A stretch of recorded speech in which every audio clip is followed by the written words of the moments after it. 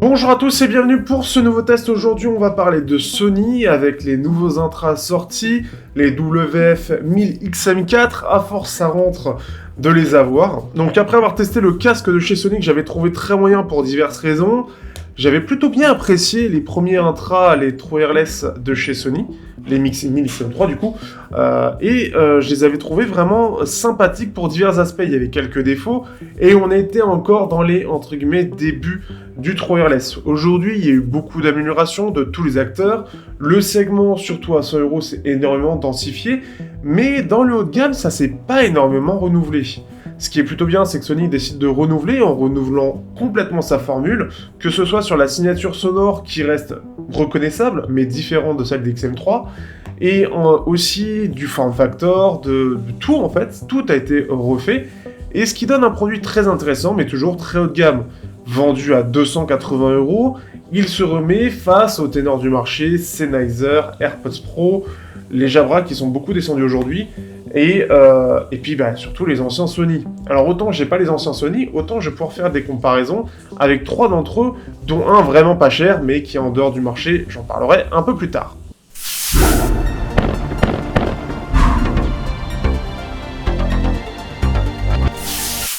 Au niveau du design, ces Sony ont été complètement refaçonnés. Fini la grande boîte qui était tout en longueur, cette fois-ci on est sur quelque chose de plus compact, qui est beaucoup plus classique, un peu comme ce que peut proposer Jabra ou Sennheiser en termes de boîte.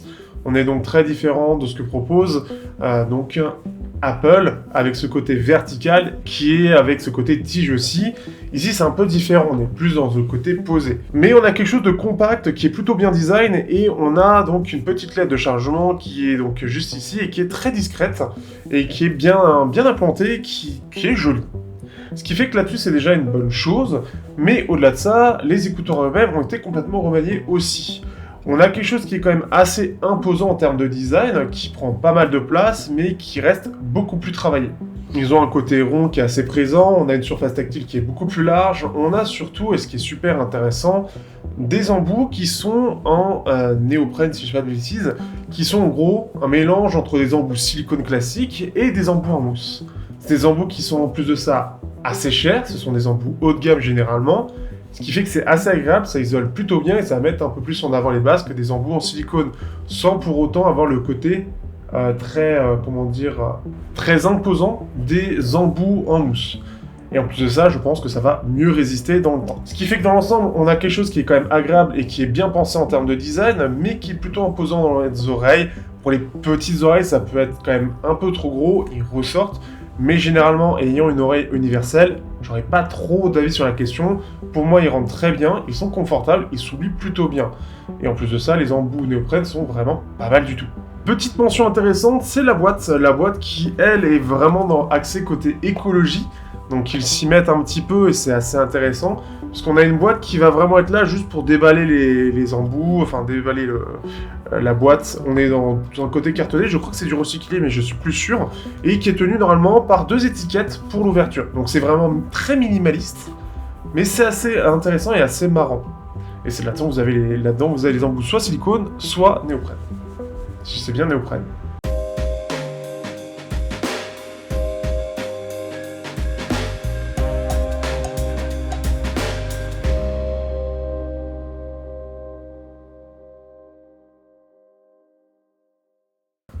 Ces Sony sont bien évidemment accompagnés d'une application qui est très largement connue et qui va permettre notamment de régler l'égalisation, de régler aussi donc le niveau de la réduction de bruit, qu'elle soit automatique ou qu'elle soit donc manuelle, et tout simplement on peut choisir à fond ou juste réduction du vent. On va voir aussi les commandes. On va voir aussi en termes de codec, et j'en parle plus récemment parce que c'est plus trop utile, mais ils ont amorcé le fait de mettre le codec LDAC dans l'appareil. Ce qui fait que c'est intéressant en termes de débit, mais forcément ça va bouffer sur l'autonomie. L'intérêt du LDAC reste en soi, et on en parlera rapidement dans la partie sonore, infiniment intéressant, infiniment peu intéressant pour son ajout, mais ça peut intéresser pour ceux qui veulent absolument la qualité maximale en termes de débit, mais clairement ça reste très surcoté. je ferai une petite parenthèse dans la partie audio. On va parler de la réduction de bruit ici, puisque ça reste quelque chose de très important. Ici, on a clairement une réduction de bruit qui est dans le très haut du panier et qui est toujours dans la lignée de ce que sait faire Sony, que ce soit en casque ou en intra. La réduction de bruit est toujours très très bonne, et c'est toujours le cas.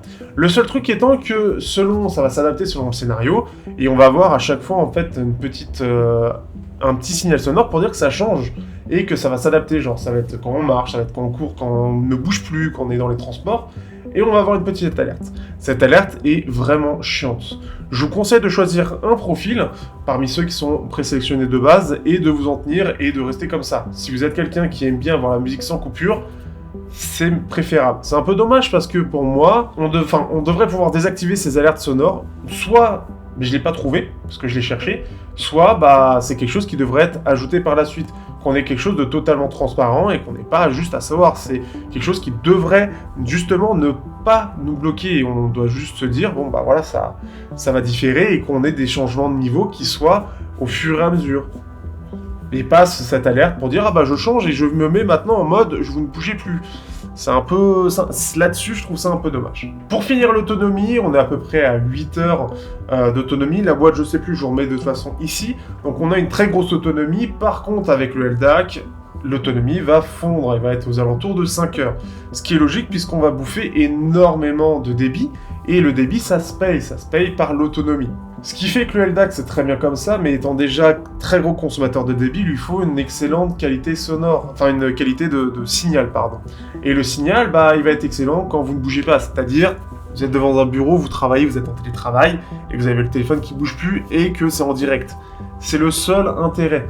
Mais dans la réalité, par contre, ça va être beaucoup plus un LDAC qui va être à 660 kbps, voire 330 si vous marchez, ce genre de choses. Donc le AC et le SBC restent excellents en soi, ce n'est pas grave si vous restez sur ces codecs-là. Donc c'est un plus qui est, comme vous pouvez le comprendre, donc assez problématique, on va dire. Mais vraiment, c'est plus pour le côté marketing au final.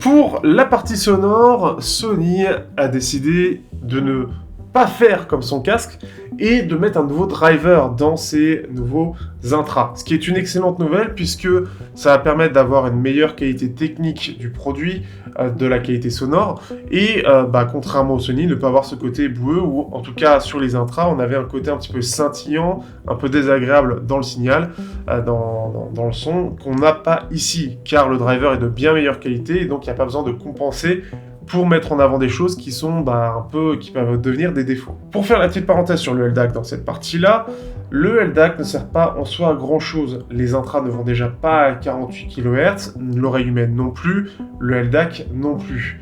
La qualité technique du driver ne permet de toute façon pas de pouvoir proposer une qualité sonore qui serait, on va dire, comment dire ça, disons que le LDAC est...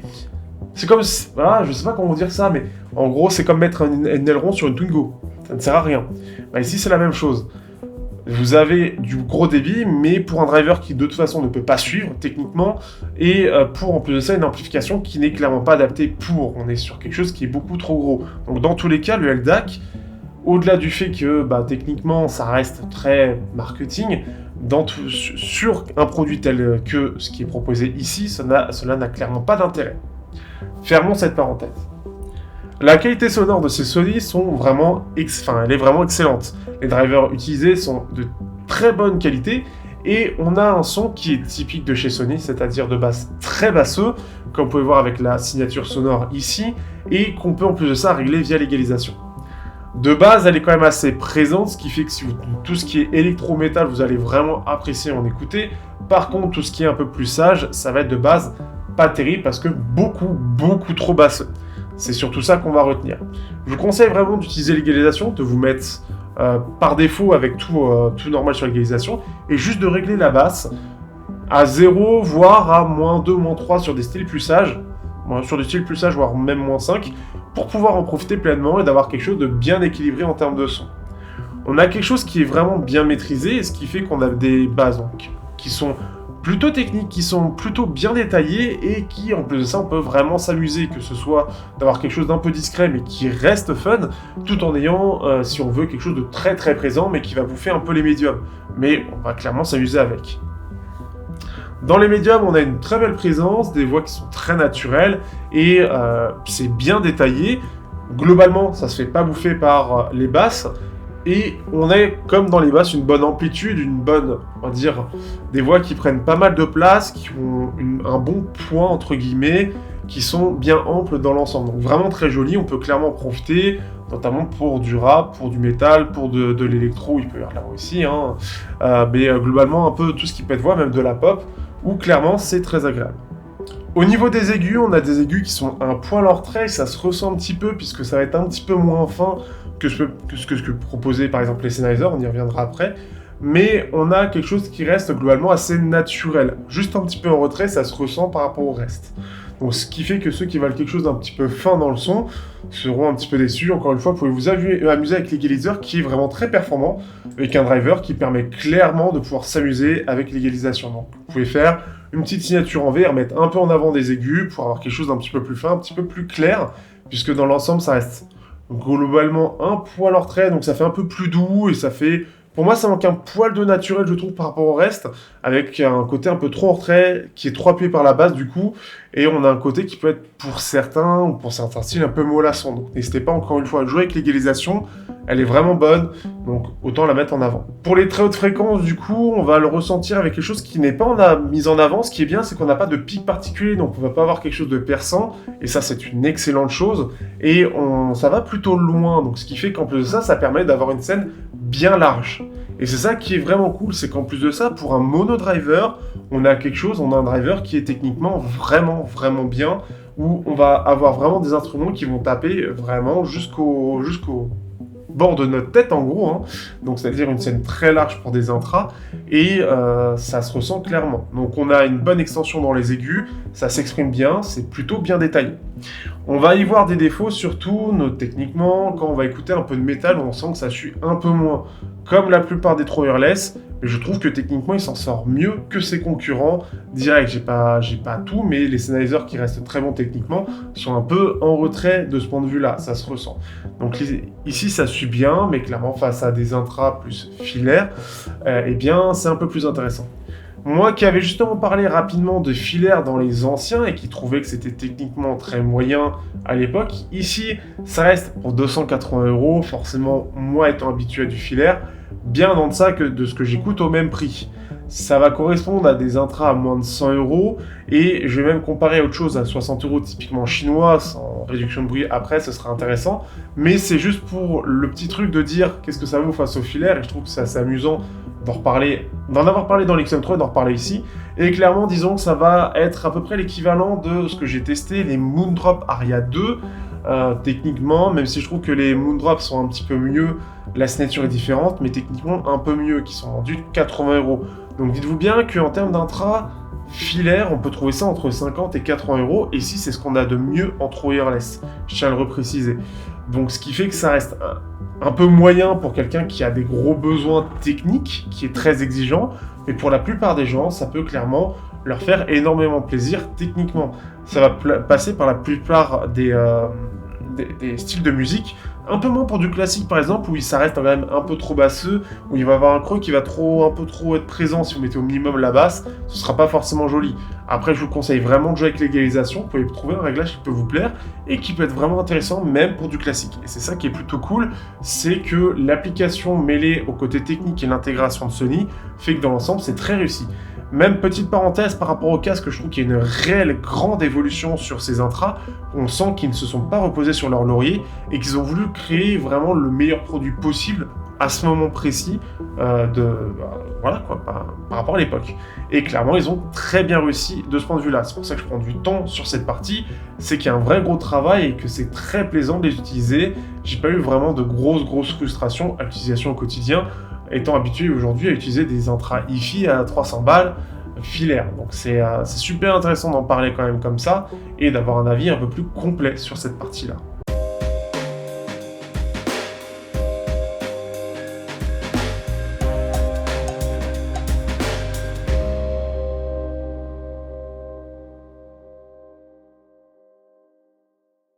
Au niveau des comparaisons, je ne pourrais malheureusement pas comparer aux prédécesseurs, je vous conseille de regarder d'autres tests qui vont sûrement parler, mais on sent clairement une différence technique, vraiment une grosse amélioration. Non, aujourd'hui on va parler notamment des Sennheiser Momentum 3 Wireless Momentum 2, qui sont encore une fois aujourd'hui techniquement très bons, mais l'ANC est clairement inférieure. On a vraiment un ANC qui est pas terrible, et une autonomie qui est bien en deçà de ce que proposent les Sony. Même au niveau du driver, ça reste différent. On a quelque chose qui est un peu plus technique, je trouve, sur le Sony, un peu mieux détaillé, et qui va mieux maîtriser, notamment dès qu'il va y avoir énormément de choses présents notamment sur du métal, ce qui fait qu'on va sentir que c'est un peu moins brouillon dans les aigus. Autre chose, on va avoir quelque chose qui est un peu moins clair de base, parce que je l'ai vraiment mis par défaut dans les deux cas, et ce qui fait que les True Wireless en termes d'aigus de haute fréquence, je l'ai trouvé un peu plus naturel.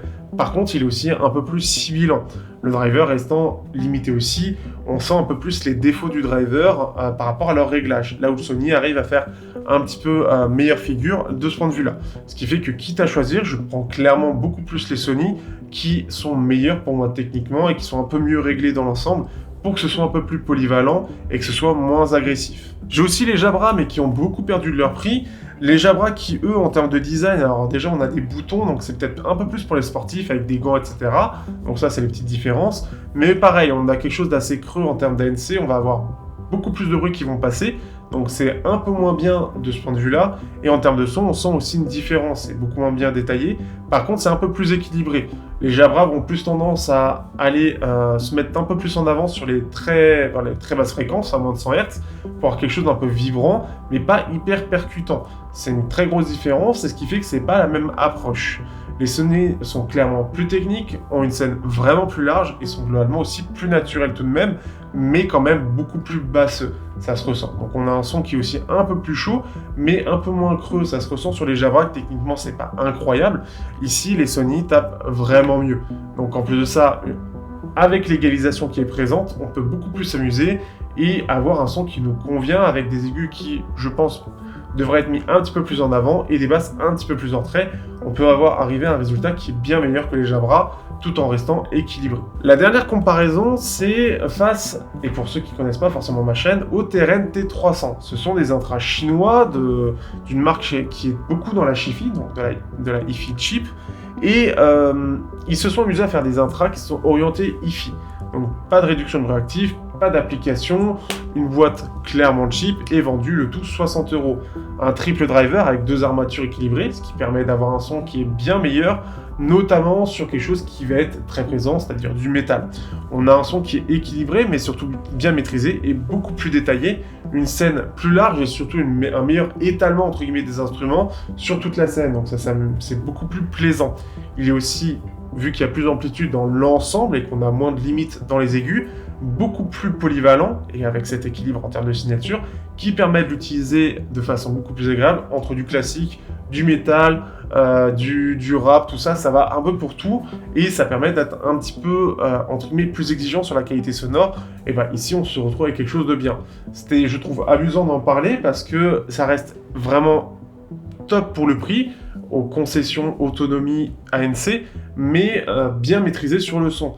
Bien évidemment, c'est pas du tout le même marché, le but étant pas de descendre Sony encore une fois, c'est deux marchés très différents. Ici, on a beaucoup de choses différentes et notamment le côté premium partout. L'ANC, c'est quand même aussi un développement, l'amplification Qualcomm, enfin, c'est même pas du Qualcomm, mais l'amplification, le LDAC, tout ça, bref, il y a plein d'autres choses qui viennent dessus. C'est juste amusant d'en parler parce que pour beaucoup moins cher, on a un son qui peut être meilleur. Ça reste encore quelque chose qui est beaucoup plus orienté occidental et il n'y a pas ce côté hi-fi, il n'y a pas ce besoin et c'est bien d'autres choses qui sont développées. Mais ce qui fait que techniquement, on est quand même très proche. En termes de détails, on sent que c'est un peu plus brouillon sur du métal, mais globalement, ça se tient plutôt bien d'ailleurs entre les deux et c'est ça qui est intéressant, je trouve, c'est que ça se vaut et c'est la première fois que je trouve que ça se vaut. Là où d'habitude, je les trouve quand même au-dessus du reste. Donc ce qui fait que c'est vraiment intéressant et on a des Sony qui sont extrêmement capables et quand même très polyvalents, très techniques pour du True Wireless qu'on a actuellement et qui n'est pas censé de base être entre guillemets hi-fi.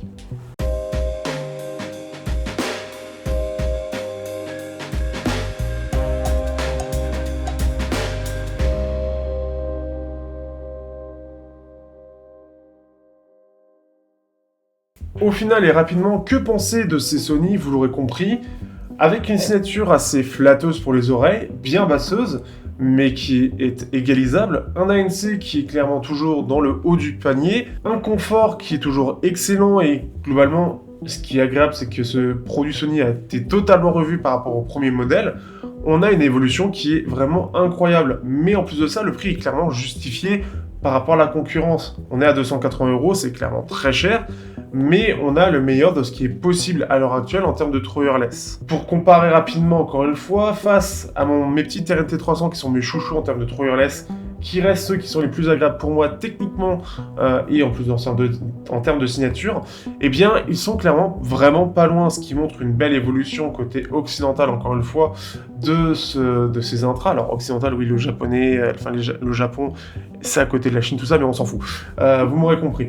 Mais ce qui fait qu'en tout cas ces intras Sony cochent absolument toutes les cases, que ce soit l'autonomie, le confort, le son, l'ANC et même l'application.